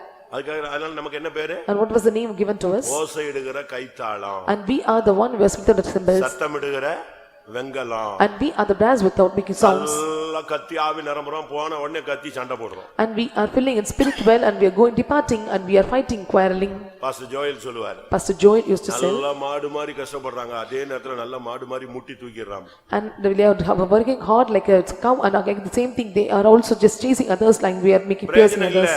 There is no use of it. சரியான அபிஷேகம் வரும்போது when the right anointing comes, நீ சத்துருவுக்கு விரோதமாய் எழும்புவாய், பொருத்தனை பண்ணுவாய், ஜீவியத்தை அப்படியே பிரதிஷ்டை பண்ண ஆரம்பிச்சிடுவாய். you will raise up against the enemies, you will make a vows, and also you will make a consecrate your life. நாலாவது, fourthly, நியாயாதிபதிகள் 14:6. 14:6 of Judges. அப்பொழுது கர்த்தருடைய ஆவி அவன் மேல் பலமாய் இறங்கினதினால் அவன் தன் கையில் ஒன்றும் இல்லாதிருந்தும் அதை ஒரு ஆட்டுக்குட்டி கிழித்து போடுகிறது போல் கிழித்து போட்டான். ஆனாலும் தான் எதை கிழித்து போட்டான்? ஆட்டுக்குட்டி இல்ல, ஆட்டுக்குட்டியை கிழிக்கிற மாதிரி சிங்கத்தை கிழிச்சான். What did he rend there? He was able to make a slain like a lamb, like a lion. அபிஷேகம் இறங்கும் பொழுது பிசாசை கிழிச்சிருவ நீ. When the anointing comes, you are able to rent or tear up the enemy. அவனை கிழிச்சு தூக்கி எறிஞ்சிரலாம். And you are able to tear up and rent him, and you can cast him away. அபிஷேகம் இல்லன்னா நீ ஓடுவ. If the anointing is not coming, you will run. கத்துவ. You will shout. எல்லாரையும் கூப்பிடுவ. You will call everyone. அபிஷேகம் பலமா இறங்கினதுனால when the anointing is coming upon mightily, அவன் தோட்டத்துக்கு பக்கத்துல யார் நிக்கிறா? who is standing near the garden? சொல்லுங்க. திராட்சை தோட்ட பக்கத்துல யார் நிக்கிறா? இவன் திராட்சை தோட்டத்துக்குள்ள போனா, and he was going inside. பக்கத்துல நின்னுட்டு இருந்தது யாரு? சொந்த அம்மா அப்பா நின்னாங்க. அவங்கள கூட கூப்பிடல. He was going inside the vineyard. He was not calling even his own mother and father. யாரை கூப்பிட்டான்? Whom did he call? ஆவியானவரை கூப்பிட்டான். He was calling of the spirit of the Lord. இறங்கின பொழுது இந்த சிங்கம் கிழிக்கப்பட்டது இல்லன்னு சொன்னா அம்மா அப்பாவை கூப்பிட்டுனானா மூணு பேரையும் அது கிழிச்சு போட்டு போயிருக்கும். When he was the spirit of God is descending upon, he was not calling upon his father and mother. He was falling, it may kill them. அப்படிதானே? Is it so? அப்படிதானே? மூணு பேரையும் அது சாப்பிட்டு பேசாம போயிட்டே இருக்கும். And it might have consumed all the three persons that have gone that place. அபிஷேகம் இறங்கின பொழுது சத்துருவை கிழித்தான். When the spirit of Lord that is descending is able to tear up the enemies. உங்க மேல இருக்கிற அபிஷேகத்தை நீங்க முதலாவது அதனுடைய சக்தியை நீங்க புரியணும். You must able to understand the power of your anointing. சில குழந்தைங்க கையில போய் 2000 ரூபாய் கொடுத்தீங்கன்னா அது பாட்டு கிழிச்சு போட்டு வேடிக்கை பார்த்துட்டே இருக்கும். அதனுடைய மதிப்பு தெரியல. If you give a 2000 rupee in the hands of the child, it may be tear up and is not able to understand this value. உலகத்தில் இருக்கிறவன் உங்களுக்குள்ள இருக்கிறவர் பெரியவர். He that is in you greater than he that is in the world. உனக்குள்ள இருக்கிற சக்தியை நீ முதல்ல புரிஞ்சுக்கோ. You must understand the power inside you. அந்த வல்லமையினால் நீ எல்லாமே செய்யலாம். You are able to do everything through that power. எல்லா வல்லமையும் கிழிச்சு தூக்கி எறிஞ்சிரலாம். And you are able to tear up all the powers and you go away. ஐந்தாவது, fifthly, நியாயாதிபதிகள் 16:19. 16:19 of Judges. அவள் அவனை தன் மடியிலே நித்திரை செய்ய பண்ணி ஒருவனை அழைத்து அவன் தலைமை அப்ப 14:19 அந்த 30 பேரை அவன் கொன்றான். அந்த அபிஷேகம் வந்த பொழுது 14:19 கர்த்தர் 14:19 நான் என்ன சொன்னேன்? 16 சொன்னேன். நான் 14 தான் உங்களுக்கு கேட்டிருக்கு. சரி. கர்த்தருடைய ஆவி அவன் மேல் இறங்கினதினால் அவன் அஸ்கலோனுக்கு போய் அவ்வூராரில் 30 பேரை கொன்று அவருடைய வஸ்திரங்களை உரிந்து கொண்டு வந்து 30 பேரை அந்த அபிஷேகம் இறங்கின பொழுது 30 பேரை கொன்றான். When the anointing comes upon, he is able to slew 30%. இது மாம்சத்தை அழிப்பதை காண்பிக்கிறது. And this shows the destroying of flesh. 30 பேருடைய சரீரத்தை அடிச்சு கொன்னு பலி பண்ணிட்டான். He slew 30% men per body and he was able to kill them. அபிஷேகம் வரும் பொழுது நீ மாம்சத்தை கட்டுப்படுத்தணும், அழிக்கணும். When the anointing comes, you have to control your flesh and you have to destroy it. ஆவியினால் மாம்சத்தின் செய்கைகளை அழித்தால் பிழைப்பீர்கள். And if thou shalt destroy your flesh through the act of the spirit, you will live. அபிஷேகம் உனக்கு கொடுக்கப்பட்டதுக்கு காரணம் மாம்சத்தை நீ control பண்றதுக்கு ஒரு கடிவாளம் மாதிரி ஏர் பிரேக் மாதிரி அடிக்கணும். And the reason for the anointing given to you is you have to control your spirit about your flesh. உன்னாலேயே உன்னோட கண்ட்ரோல் பண்ண முடியலன்னா வேற எவனா போய் நீங்க கண்ட்ரோல் பண்ண முடியும்? If you are not able to control yourself, you are not able to control others. ஆவியினால் சரீரத்தின் செய்கைகளை அழிப்பீர்கள். And you will make the deeds of the body through the spirit. போன வேகத்துல 30 பேரை கொன்னுட்டான். And with the spirit he was going, he was able to slew 30 men. நீங்க உங்களை control பண்ணணும். You have to control yourself. மற்றவங்களுக்கு பிரசங்கம் பண்ணுகிற நான் தானே ஆகாதவனாய் போகாதபடி என் சரீரத்தை ஒடுக்கி கீழ்ப்படுத்துகிறேன். And I was preaching that I should not go in when I was just subjecting my body and was controlling. யார் சரீரத்தை கீழ்ப்படுத்த முடியும்? And who are able to subject their body? சொல் தவறாதவன் தன் சரீரத்தை கீழ்ப்படுத்துவான். And he was not making his words in vain, he was able to subject his body. பூரண புருஷர்கள் தங்களுடைய சரீரத்தை கீழ்ப்படுத்துவார். A perfect man is able to subject his body. அப்படினா என்ன அர்த்தம்? What does it mean? இன்னும் உங்களுடைய சரீரத்தை உங்களால கண்ட்ரோல் பண்ண முடியல, நீங்க அறகுறையா தான் இருக்கீங்கன்னு அர்த்தம். Still if you are not able to control your body, still you are found in half second way. யாக்கோபு 3:2ல நீங்க இத பார்க்கலாம். We can see in James chapter 3 verse 2. நாம் எல்லாரும் அநேக விஷயங்களில் தவறுகிறோம். ஒருவன் சொல் தவறாதவனானால் அவன் பூரண புருஷனும் தன் சரீரம் முழுவதையும் கடிவாளத்தினாலே அடக்கிக் கொள்ளக்கூடியவனுமாய் இருக்கிறான். உன்னை நீங்க கண்ட்ரோல் பண்ணணும். You have to control yourself. உனக்குள்ளேயே ஒரு பிரேக் இருக்கணும். You must have a break in you. அதுதான் யாரு? Who is that? அதுதான் பரிசுத்த ஆவியானவர். And that is the spirit of the Lord. உன்னை நீயே கண்ட்ரோல் பண்ணி தடுத்து நிறுத்தணும். You have to control yourself and you have to make your put in action. அதனால தான் தெசலோனிக்கேயர்ல பார்க்கும் பொழுது அவருக்கு பெயர் தடை செய்கிறவர். And that's what we are reading in Thessalonians. He is the one, he is a hinderer. அது தமிழ்ல வந்து தடை செய்கிறவன் அப்படினு போட்டுருக்கும். தடை செய்கிறவர் என்ன தெரியாதா? 2 தெசலோனிக்கேயர் 2:6 அவன் தன் காலத்திலே வெளிப்படும்படிக்கு இப்பொழுது அவனை தடை செய்கிறது இன்னதென்று அறிந்திருக்கிறோம். தடை செய்கிறது என்னது? யாரு? ஆவியானவர் தான் அந்தி கிறிஸ்து வராம பிரேக் அடிச்சு வச்சுக்கிட்டே இருக்கிறார். And the spirit of God is the one, he is just breaking, the antichrist should not come in us. அதனால உங்களுடைய மாம்சத்தை நீங்க அடக்கணும். We have to control our spirit. நியாயாதிபதிகள் 15:14ல 6வது அபிஷேகம் இறங்கும்போது நடக்கிற சம்பவம். The sixth incident that is happening 15:14 of Judges. அப்பொழுது சிம்சோன் கழுதையின் தாடை எழுப்பினான். நான் தான் தப்பா சொல்றேனா இல்ல நீங்க தான் தப்பா கேட்டு வாசிக்கிறீங்களா? அவன் லேகி வரைக்கும் வந்து சேர்ந்தபோது பெலிஸ்தர் அவனுக்கு விரோதமாய் ஆரவாரம் பண்ணினார்கள். அப்பொழுது கர்த்தருடைய ஆவி அவன் மேல் பலமாய் இறங்கினதினால் அவன் புயங்களில் கட்டியிருந்த கயிறுகள் நெருப்புப்பட்ட நூல் போலாகி அவன் கட்டுகள் அவன் கைகளை விட்டு அறுந்து போயிற்று. கட்டுகள் அறுந்து போயிற்று. His bands were loosed. 15:14ல தெளிவா இருக்கு. கர்த்தருடைய ஆவி இறங்கின பொழுது அவனை கட்டியிருந்த கட்டுகள் எல்லாம் அறுந்து போயிற்று. When the spirit of the Lord was coming upon him, all his bands that was holding him was loosened. சரியான ஒரு அபிஷேகம் வரும் பொழுது கர்த்தருடைய ஆவி இறங்கும் பொழுது உன்னை எந்த வல்லமையிலும் கட்ட முடியாது. When the right anointing is coming upon you, no other power can bind you. ஒருவேளை இந்த வாரத்துல நீங்க எங்கேயாவது போன இடத்துல, வந்த இடத்துல, பார்த்த இடத்துல, பேசின இடத்துல, சிரிச்ச இடத்துல, தங்கின இடத்துல, சாப்பிட்ட இடத்துல, போன வந்த எங்கேயோ போய் என்னத்தையோ கட்டுகளுக்குள்ள சிக்கி இருந்தாலும், you might have gone in this week and that you have abandoned or loosened with the where you are sitting, you are standing and eating and places, and you might be under the bondage. இங்க வந்த உடனே என்ன செய்யணும்? ஆவி இறங்கின உடனே என்ன செய்யணும்? கட்டெல்லாம் தெரிக்கணும். பட்டு அக்னிப்பட்ட கயிறு போல அறுந்து போணும். When you come here, the spirit of the Lord, through the spirit of the Lord, all the bands should be removed, and it is like should be removed like a fire coming up upon the bands. அபிஷேகம் இறங்கும் பொழுது என்ன நடக்கும்னா எல்லாம் பிச்சிட்டு ஓடிடும். When the anointing is falling upon you, everything will be loosened, it will go away. நம்ம மேல அப்படியே அபிஷேகம் இறங்குதா? Either anointing is coming upon us like that. அப்படி ஒரு எக்ஸ்பீரியன்ஸ் நீங்க இதுவரைக்கும் பெற்றிருக்கீங்களா? Have we received such experience till now? சரியான அபிஷேகம் வரணும்னு நான் ஆசைப்படுறேன். I desire that right anointing must come upon us. இறங்கிருச்சுன்னா அக்கினிப்பட்ட கயிறு போல அறுந்து போயிடும். If it is descending upon us, it will be loosened like the fire upon the bands. உன்னை கட்டிலாம் வைக்க முடியாது. It is nothing able to bind you. இயேசுவை மரணமும் பாதாளமும் என்ன செய்ய முடியல, கட்டி வைக்க முடியல. அப்போஸ்தலர் 3 அதிகாரத்துல சொல்லிருக்கு, மரணமும் பாதாளமும் அவரால் என்ன செய்ய முடியாது, கட்டி வைக்க முடியாது. And death and hell is not able to bind Jesus. வாசிங்க. அப்போஸ்தலர் 2 அதிகாரம் 24 வசனம். தேவன் அவருடைய மரண உபாதிகளின் கட்டை அவிழ்த்து அவரை எழுப்பினார். அவர் மரணத்தினால் கட்டப்பட்டிருக்க கூடாது இருந்தது. அந்த வல்லமே உன்னை கட்ட முடியாது. No power can withhold you. கட்டின மாதிரி இருக்கும். அபிஷேகம் இறங்கும் பொழுது எல்லாம் பட்ட பட்ட பட்ட பட்டன்னு அக்கினிப்பட்ட நூல் போல ஆயிடும்.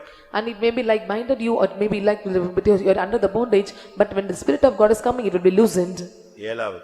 Seventhly, 1 சாமுவேல்ல பார்க்கும் பொழுது, when we see in 1 Samuel 19:23ல பார்க்கும் பொழுது, 19:23, அப்பொழுது ராமாவுக்கு அடுத்த நாயோதிற்கு போனான். அவன் மேலும் தேவனுடைய ஆவி இறங்கினதினால் அவன் ராமாவுக்கு அடுத்த நாயோதிலே சேரும் மட்டும் தீர்க்க தரிசனம் சொல்லிக் கொண்டே நடந்து வந்து. நீங்க இதை படிச்சு பாத்தீங்கன்னா, சவுல் தாவீதை அழிக்கணும்னு ட்ரை பண்றான். Saul was trying to destroy David. அவன் மைண்ட் ஃபுல்லா தாவீதை கொன்றணும் இதே மைண்ட்ல தான் ஓடுறான். His mind is that somehow he have to kill David, and he was running in that intention. அவன் மைண்ட் கரப்ட் ஆயிடுச்சு. His mind was corrupted. பகையினால் நிரப்பப்பட்டான். And it was entirely filled with hatred. கசப்பினால் நிரப்பப்பட்டான். It was filled with bitterness. அவன் ஒரு காய்மகார ஆவினால நிரப்பப்பட்டான். And he was with the spirit of destroying. பொல்லாத ஆவி. It was his evil spirit. பாக்கும்போது சிரிப்பான். When he was looking unto him, he will laugh. அப்படிதானே? Is it so? அவன் தாவீது சவுலுக்கு மருமகன். பார்த்த உடனே என் குமாரனாகிய தாவீதேம்மா, போன உடனே இவனை கொல்லாம விட கூடாதுமா. And David was son-in-law to Saul, but when looking unto him, he say he was so happily, but he was departing, and he want to kill him somehow. இப்ப அவனை பிடிக்கத்தான் வர்றான். And he was coming to chase him. ஆனா இப்ப அபிஷேகம் இறங்கிடுச்சு. Anointing come upon him. எது மறந்து போச்சு? What did he forget? அவனை பிடிக்கணும், அடிக்கணும், கொல்லணுங்கிற சிந்தை எல்லாம் போய் ரோடெல்லாம் ஹல்லேலூயா ஆமென், ரோடெல்லாம் தீர்க்க தரிசனம் தான். புத்தியை மாத்துறதுதான் அபிஷேகம். And the anointing is the one who is able to change your understanding, and all the road is the anointing has changed him. கொலைகார சிந்தையை மாற்றுகிறது. And it was able to change the mind of a murderer. பகையை மாற்றுவது. Changing the hatred. வெறுப்புத்தன்மையை எடுத்து போடுவது. And changing away all this bitterness. நீங்க வேணா இன்னொரு example படிச்சு பாருங்க. I will tell you another example. 1 Samuel 19லயே 20ஆம் வசனம் பாருங்க. 19:20 of 1 Samuel. அப்பொழுது சவுல் தாவீதை கொண்டு வர சேவகரை அனுப்பினான்.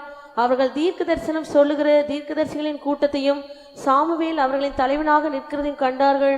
அப்பொழுது சவுலுடைய சேவகரின் மேல் தேவனுடைய ஆவி இறங்கினதினால் அவர்களும் தீர்க்க தரிசனம் சொன்னார்கள். இதேதான் நடந்துச்சு. இவன் முதல்ல யார அனுப்புனான்னா போர் சேவகர்களை அனுப்பி அவனை பிடிச்சிட்டு வாங்கன்னா. First he was sending his soldiers to capture him. அவங்க அந்த இடத்துக்கிட்ட வந்த உடனே ஆவி இறங்கின உடனே அவன் எதை மறந்துட்டான்? தாவீதை பிடிக்கணும், இழுத்துட்டு போகணும், இது மைண்டே போயிடுச்சு. அவன் ஃபுல்லா என்ன சொல்லிட்டு இருக்கான்? இஸ்ரவேலே கேள், நான் உன் மூலமா அற்புதம் செய்வேன் இருக்கான். என்னடா இவன் போனவெல்லாம் ஏதோ பட்டயத்துக்களை போட்டு என்ன சொல்லிட்டு இருக்கான்?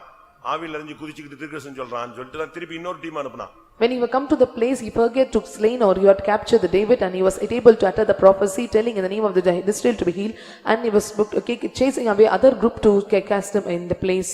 ஒரு நாள் ஒரு அம்மா நம்ம சபைக்கு வேற சபை அம்மா நம்ம சபைக்கு வந்தாங்க. A particular lady come from other congregation to our church. அது வந்தது எதுக்கு தெரியுமா? What is the reason she came? இங்க ஒரு கேர்ள் வந்துகிட்டே இருந்தா. A particular girl was coming here. அவ இந்த அம்மாவுடைய பையன் கல்யாணம் ஆனவனை இவ போய் சேர்ந்துக்கிட்டா அவங்க கூட. And the boy he was married, and he was joining with him. அவன் அதனால மனைவியை விட்டுட்டு யார் கூட சுத்திட்டு இருக்கான்? இவ கூட சுத்திட்டு இருக்கான். Leaving his wife, he was making a connection with this girl. இந்த அம்மா இவளை தேடி எப்படியாவது அடிக்கணும் அடிச்சு துரத்தணும்னு ட்ரை பண்ணிட்டே இருக்குது. யாரோ சொல்லிட்டாங்க இது எங்க போகுது? நாங்க அன்னைக்கு ஒரு நாள் பார்த்தோம், இது புதுசா பெண்டிகாஸ்டுக்கு போகுதுன்னு. This lady want to somehow capture this girl and want to beat her, and she was able to get the news she was going to this church. அந்த அம்மா எப்படியாவது சர்ச் முடிஞ்ச உடனே இவ வெளிய வருவா, இவளை நிஞ்சறணும். And she was thinking in her mind, after the meeting she may come out of the church. அடிச்சிரணும் இல்ல இழுத்துட்டு போயிரணும்னு ஒரு பிளான் பண்ணி வந்து. And she was having a plan to somehow have to beat her and capture her. அன்றைக்கு message. The message was that day. பழி வாங்குதல் என்னுடையது. And taking revenge is my part. அதோட அந்த அம்மா எதை விட்டுடுச்சு? விட்டுடுச்சு. சரி வா சொல்லிட்டு என்கிட்ட வந்துச்சு, ஐயா இந்த பொண்ணு உங்க சபைக்கு இப்போ 2-3 வாரமா புதுசா வருது, என் குடும்பத்தையே கெடுத்துட்டா, ஆனா இன்னைக்கு வசனத்தினால நான் என்ன செய்யறேன், அமைதியா போறேன், அவர் பார்க்கட்டு போயிட்டு. And she uttered to me that and she was coming 2 or 3 weeks to your meeting and because of the word I am departing from this place peacefully. கர்த்தருடைய ஆவி வரும்போது உனக்குள்ள இருக்கிறதான தன்மைகள் மாறும். When the spirit of the Lord is coming upon you, all these things character nature found in you will be changed. சொல்லுங்க பார்க்கலாம். Repeat. இன்னும் ஒரு 10 வருஷம் கழிச்சு நான் எங்கிட்டோ சுத்திட்டு நீங்க எல்லாம் ஒரு மாதிரி தள்ளாடுற மாதிரி இருந்த போது ஒருவேளை நான் இங்க வந்து கேட்டனால நீங்க சொல்லணும். After 10 years of time and you may be stumble in your path and when I come back to the same place you might tell the same thing. கர்த்தருடைய ஆவி இறங்கினால் முதல்ல என்ன நடக்கும், கர்த்தருடைய வார்த்தை வரும், தீர்க்கதரிசியாய் மாறுவாய். A word of God will come and you will become a prophet. கர்த்தருடைய ஆவி வரும்பொழுது நீ எக்காலம் ஊதி நீ தனி ஆள் அல்ல, நீ ஒரு பெரிய ஐக்கியத்தை உண்டு பண்ணுவாய். When the spirit of the Lord is coming you will blow the trumpet, you will not be an individual, you become a people who man gathering everyone. நீ சத்துருவுக்கு விரோதமா எழும்புவாய், பிரதிஷ்டை உள்ளவனாய் மாறுவாய். When the spirit of the Lord is coming you become able to rise up against the enemy and you become a man. கர்த்தருடைய ஆவி வரும்பொழுது சாத்தானை சிங்கத்தை கிழித்து போடுவாய், ஏனென்றால் உன் மேல இருக்கிற அபிஷேகம் சிங்கத்தின் மேல் நடக்கிற அபிஷேகம், மிதிக்கிற அபிஷேகம். When the spirit of the Lord is coming upon you you are able to tear up the lion and you having the anointing to trample upon the lion. கர்த்தருடைய அபிஷேகம் வரும் பொழுது ஆவி இறங்கும் பொழுது மாம்சத்தை அழிப்பாய்.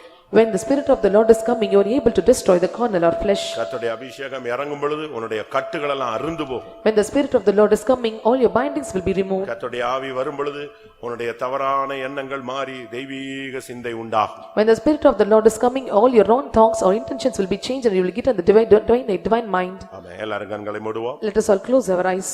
கர்த்தருடைய ஆவி இறங்கட்டுமே. Let the spirit of the Lord descend upon us. நான் முதலாவதே சொன்னேன், நீ பலிபீடமானால் அக்கினி இறங்கத்தான் செய்யும். Already I told you if you are an altar fire will descend. நீங்க எல்லாரும் ஒவ்வொரு பலிபீடங்கள். You are all an altar. ஆனா பாகாலின் பலிபீடத்துல அக்கினி இறங்கல. Fire does not descend upon the altar of the Baal. எலியாவின் பலிபீடத்துல அக்கினி இறங்கினது. Fire descend upon the altar of the Elijah. இறங்கும் பொழுது கர்த்தருடைய வார்த்தை வரும். When it is descending the word of God will come. நீ எல்லாரையும் கூட்டி ஐக்கியப்படுத்துவாய். You will gather everyone together. பொருத்தனை பண்ணி சத்துருவுக்கு விரோதமாக எழும்புவாய். You will take a vows and you will be able to rise up against the enemy. இந்த வார்த்தைகளை விசுவாசிக்கிறவங்க கண்களை மூடி முழங்கால் படியிடும். Those who believe these words let us all close our eyes and be on knees. கரெக்ட்டா ஒரு 15 minutes. 15 minutes of time. அந்த டைத்துக்குள்ள நீங்க எத்தனை பேர் இந்த 7 அனுபவத்தை பெற்றுக்கொள்றீங்களோ நீங்க பாக்கியவான்கள். And those who are able to receive the 7 experiences you are blessed. அது உங்க கையில தான் இருக்கு. It is vested in your hands. நீங்க மௌனமா இருக்கலாம். You may be silent. Meditate பண்ணிட்டே இருக்கலாம். You may be meditating. இல்ல உட்கார்ந்து வேடிக்கை பார்க்கலாம். You may sit and watch. எழும்பி போகலாம். You may go away from this place. நீ செய்யலாம். ஆனா உனக்கு தேவைன்னா இந்த 7ல ஏதாவது இல்லன்னா பெற்றுக்கொள்ளலாம், 7ஐயும் பெற்றுக்கொள்ளலாம். Whatever you may you do and you can whatever you the things you have 7 things you may receive, you can receive all 7 things. 15 minutes நீ உன்னுடைய தேவனோடு நீ போராடு. Correctly for 15 minutes let us all strive and battle with God. பழைய ஏற்பாட்டிலும் புதிய ஏற்பாட்டிலும் கர்த்தருடைய ஆவி இறங்கின பொழுது நீர் இந்த மகத்தான வேலையை செய்தது உண்மை, எனக்குள்ள அதை நடப்பியும்.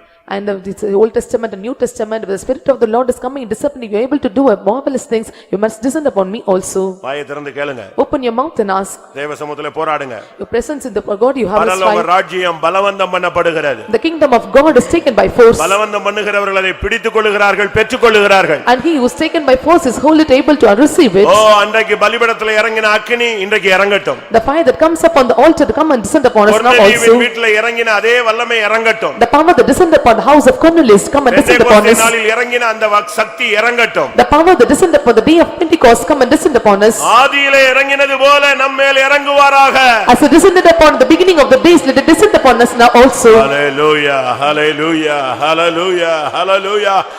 ஆமென். எல்லாரும் நேரத்தை பயன்படுத்தணும் பிரியமானவர்களே. Let us all make use of the time. சில நிமிடங்கள் நீ அதை சரியாய் பயன்படுத்திக்கோ. For few minutes let us all use it properly.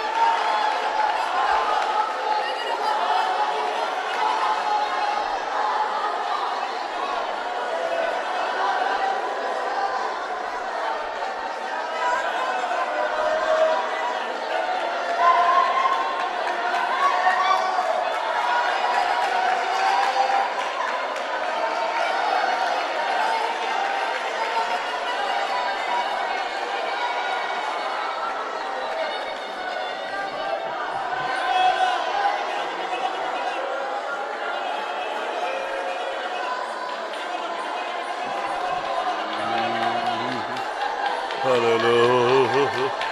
Ribalabania, ribilabala karabakatera. ஆமென். இந்த வசனங்கள் நிறைவேறணுங்க தாவே. இப்பொழுதே வல்லமை இறங்கட்டும். கை காலாபாங்கராபால.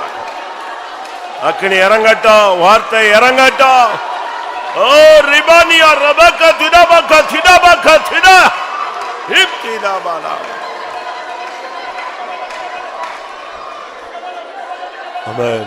ஊற்றிடுவீர் தேவ அன்பினையே சுத்தருள்ள உயர்த்திடுவே ஊற்றிடுவீர் தேவ அன்பினையே சுத்தருள்ள உயர்த்திடுவே என்னை மாற்றிடும் அபிஷேகத்தால் என்னை மாற்றிடும் அபிஷேகத்தால் ஊற்றிடுவீர் தேவ அன்பினையே சுத்தருள்ள உயர்த்திடுவே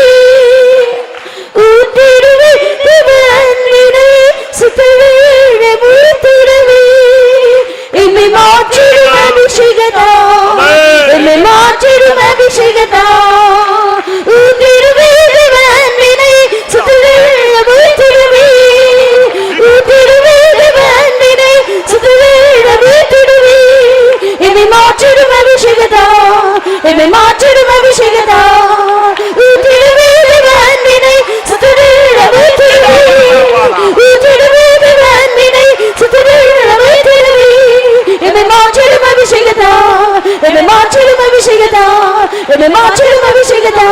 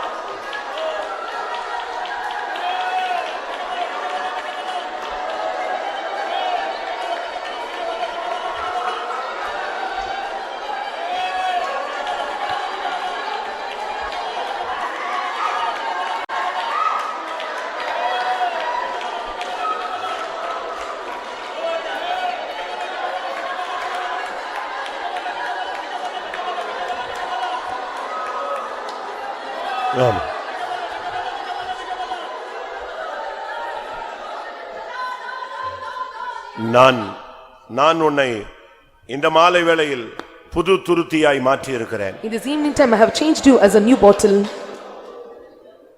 நான் உன்னை புதிய திராட்சரசத்தினால் நிரப்ப வாஞ்சிக்கிறேன். I desire to fill you with a new wine. இதுவரை உன்னுடைய துருத்தி எல்லாம் கண்ணீரினால் நிறைந்திருந்தது. Till now your bottle or your vessel is vested with cup full of tears. நான் அதை மாற்றி இருக்கிறேன். I have changed it.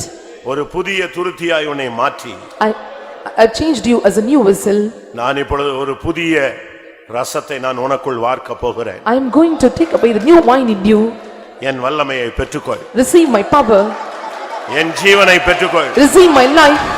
என்னுடைய அதிகாரத்தை பெற்றுக்கொள். Receive my authority. என்னுடைய பலனை பெற்றுக்கொள். Receive my strength. என்னுடைய மகிமையை பெற்றுக்கொள். Receive my glory.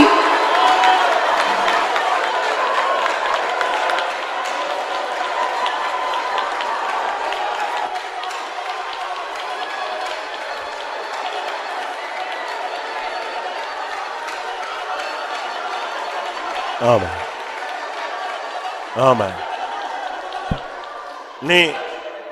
நீ போகும் இடமெல்லாம் நீ ஒரு புதிய துருத்தி என்பதை நினைவில் வைப்பாயா? You will keep in your mind wherever you go you will have your new bottle. நீ உட்கார்ந்திருக்கும் பொழுதும் நீ எழுந்திருக்கும் பொழுதும் நீ நடக்கும் பொழுதும் நீ இருக்கிற இடங்களில் நீ ஒரு புதிய துருத்தியாய் மாற்றப்பட்டிருக்கிறாய் என்பதை நினைவில் வைத்துக் கொள்வாயா? You have to keep in your mind that you have changed as a new bottle where you sit wherever you stand wherever you walk and wherever you reside. எப்பொழுதெல்லாம் நீ உன்னை புதிய துருத்தியாய் உணர்கிறாயோ அப்பொழுதெல்லாம் நான் உன்னை புதிய ரசத்தினால் நிரப்புவேன். Whenever you remember that you are a new bottle I will fill you with my new wine. என்னுடைய வல்லமையை உன் மூலமாய் நான் வெளிப்படுத்த வாஞ்சிக்கிறேன். I desire to reveal my power through you. என் நாமத்தை உன்மூலமாய் மகிமைப்படுத்த வாஞ்சிக்கிறேன். I desire to glorify my name through you. என் கிருபையை உன்மூலமாய் வெளிப்படுத்த வாஞ்சிக்கிறேன். I desire to reveal my grace through you. என்னுடைய மனதை உன்மூலமாய் வெளிப்படுத்த விரும்புகிறேன். I desire to reveal my mind through you. என்னுடைய சித்தத்தை உன்மூலமாய் வெளிப்படுத்த வாஞ்சிக்கிறேன். I desire to reveal my will through you.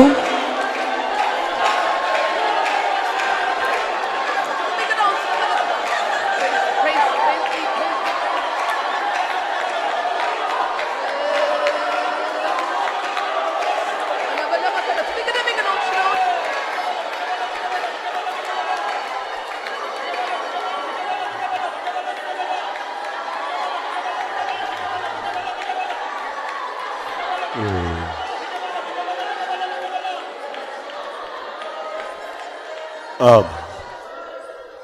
எத்தனை பேர் இந்த மாலை வேளையில் கர்த்தருடைய ஆவி இறங்கினதை உணர்கிறீர்கள்? How many are able to feel the Spirit of God descended upon you in this evening time? அவங்க மட்டும் உங்களுடைய வலது கரத்தை உயர்த்துங்க. Lift up your right hand. கர்த்தருடைய ஆவி இறங்கினதை நான் பிரத்யட்சமாய் நான் உணர்கிறேன். I am able to evidently see the Spirit of God descended upon me. அப்படியானால் நீ ஒரு புதிய துருத்தியாய் மாற்றப்பட்டவன். If so, you are changed as a new bottle. ஆமென். கர்த்தர் இனிமேல் உன்மேல் புதிய ரசத்தை ஊற்றிக்கொண்டே இருப்பார். And hereafter the Lord will pour upon the new wine upon you. இபாக்கரா பாலாகா ரபானியா ஃபியரை விடோய் சிகை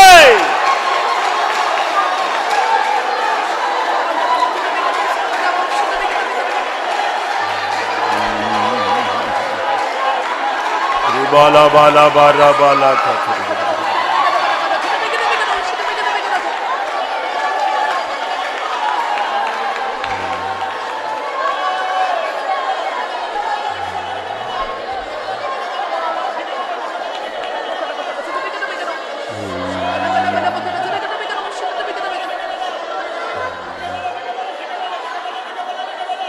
ஆம்.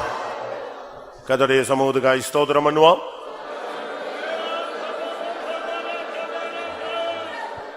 மெய்யாகவே பலிபீடமாய் தங்களை அர்ப்பணித்தவர்கள் மேல் கர்த்தருடைய வல்லமை இறங்கினது. அதற்காய் ஸ்தோத்திரம் பண்ணுவோம்.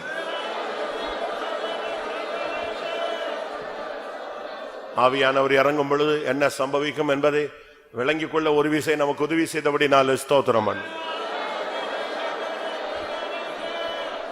அந்த அனுபவங்களை பெற்று பயிற்சி வைத்துக் கொண்டு பரிசுத்தமாய் வாழ்ந்து அவர் வரும் பொழுது அவரை சந்திக்க அருள் செய்ய முடியாது. ஸ்தோத்திரம் பண்ணுவோம்.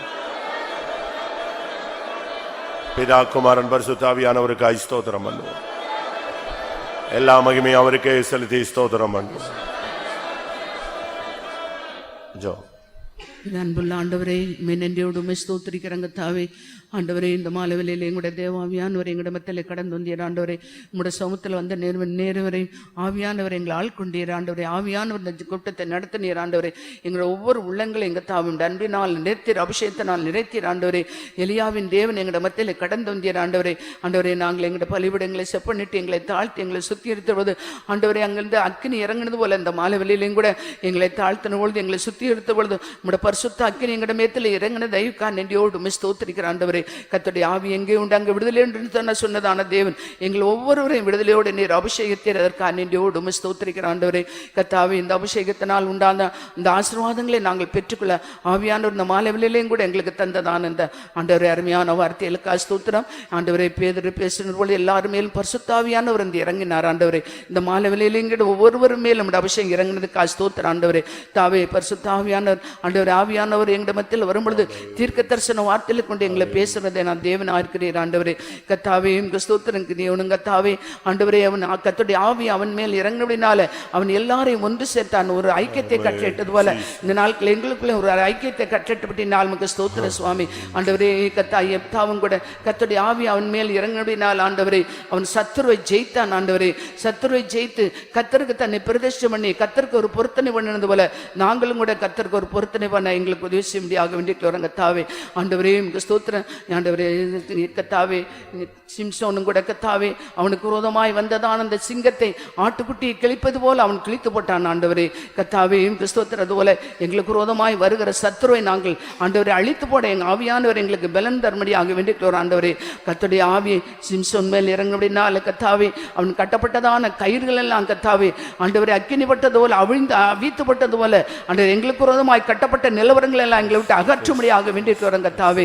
ஆவியானவரே உமக்கு ஸ்தோத்திரம் ஸ்தோத்திரம். ஆவியானவர் எங்கள் மத்தியில் இறங்கும் பொழுது கத்தாவே எங்களுடைய எல்லா விதமான நிர்பந்தமான நிலவரங்கள் கட்டுகள் அவிழ்க்கிற தேவனா இருக்கிறீர். ஆண்டவரே கத்தாவே உமக்கு ஸ்தோத்திரம். சவுலும் கூட ஆண்டவரை தாவீதுக்கு விரோதமாய் அவனுக்கு விரோதமாய் வந்த பொழுது கத்தாவே கர்த்தருடைய ஆவி ஆண்டவரை சவுல் மேல் இறங்கும் பொழுது ஆண்டவரே உமக்கு ஸ்தோத்திரம் அவனுடைய பகை கத்தாவே அழிக்கப்பட்டது போல ஆண்டவரே கத்தாவே தேவஜனத்துக்கு விரோதமாக ஆண்டவர் எங்களுக்கு விரோதமாய் கிரீசர பகையின் ஆவிகள் எல்லாம் அழிக்கும்படியாக வேண்டிக்கிறோம் கத்தாவே. இந்த மாலை வேளையில எங்கள் ஒவ்வொருவரையும் புதிய கத்தாவை துருத்தியாய் மாற்றும். புதிய துருத்தியில புதிய திராட்சரசம் ஆண்டவர் வைக்கப்பட்டது போல கத்தாவே எங்களுடைய கத்தாவே எங்களுடைய ஒவ்வொருவருடைய துருத்தியும் புதிதாய் மாற்றி புதிய அபிஷேகத்தை தந்திருக்கிறீர், புதிய திராட்சரசத்தை தந்திருக்கிறீர்.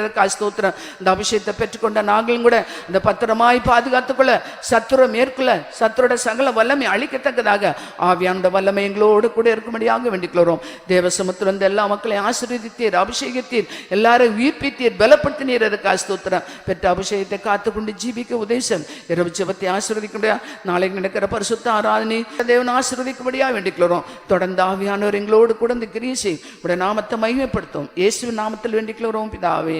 ஆமென். நம்முடைய கர்த்தராகிய இயேசு கிறிஸ்துவின் கிருபையும் பிதாவாகிய தேவனுடைய அன்பும் பரிசுத்த ஆவியின் ஐக்கியமும் நம்முடைய சகல பரிசுத்தவான்களுடைய கர்த்தராகிய இயேசு மகிமையிலே வெளிப்படும் மட்டும் கூட இருப்பதாக. அல்லேலூயா.